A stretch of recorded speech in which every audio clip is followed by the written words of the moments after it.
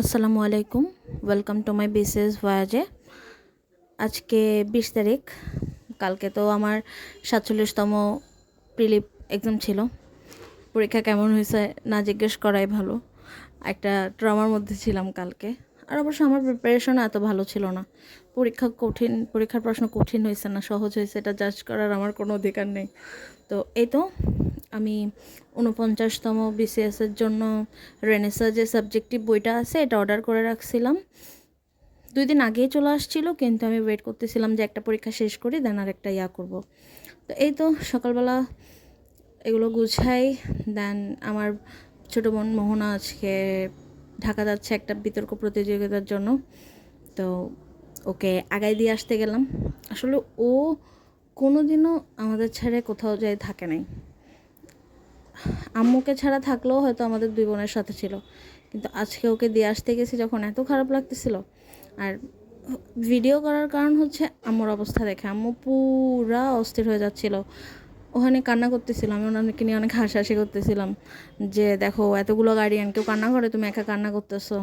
আর এই তো আম্মুর রিয়াকশান রেডি করতেছিলাম। আর ও জীবনে প্রথমবার আমাদের ছেড়ে মানে ঢাকা যায়, একা একা থাকবে।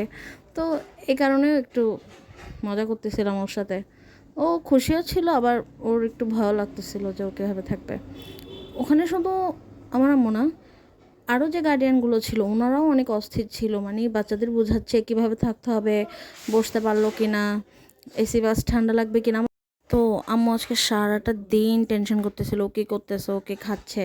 ইভেন আমি অনেক টেনশনে ছিলাম। আমি ওখানে বসে আম্মুর সাথে মজা করছি যে তুমি কেন কান্না করতেছো। বাসায় এসে আমার একটু ভালো লাগতেছে না যে ও নাই। তো এই তো টপিকে ফেরত আসা যাক।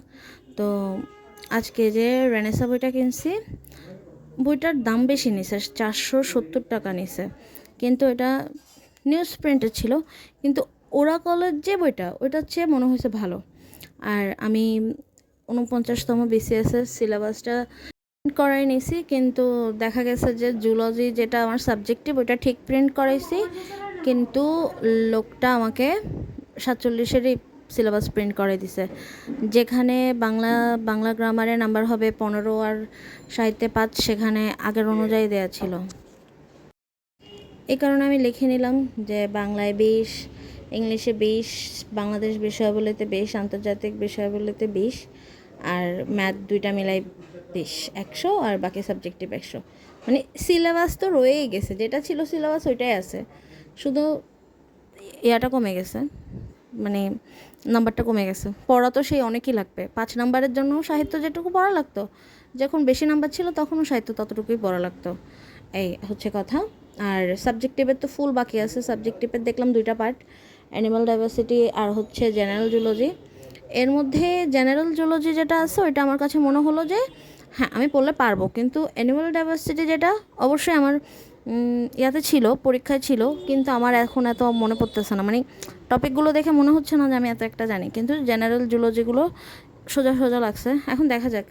আর আমি অনলাইনে কতগুলো ক্লাস করতেছিলাম, কারণ আমি তো এটার জন্য কোর্স নিই না, সাবজেক্টিভের জন্য। তো P2A-তে একটা ক্লাস ছিল, ওইটা দেখলাম। আর একটা স্যারের ক্লাস ছিল, নাম মনে নেই আমার, আমি করছি। তো ওইখান থেকে আজকে ক্লাস করলাম।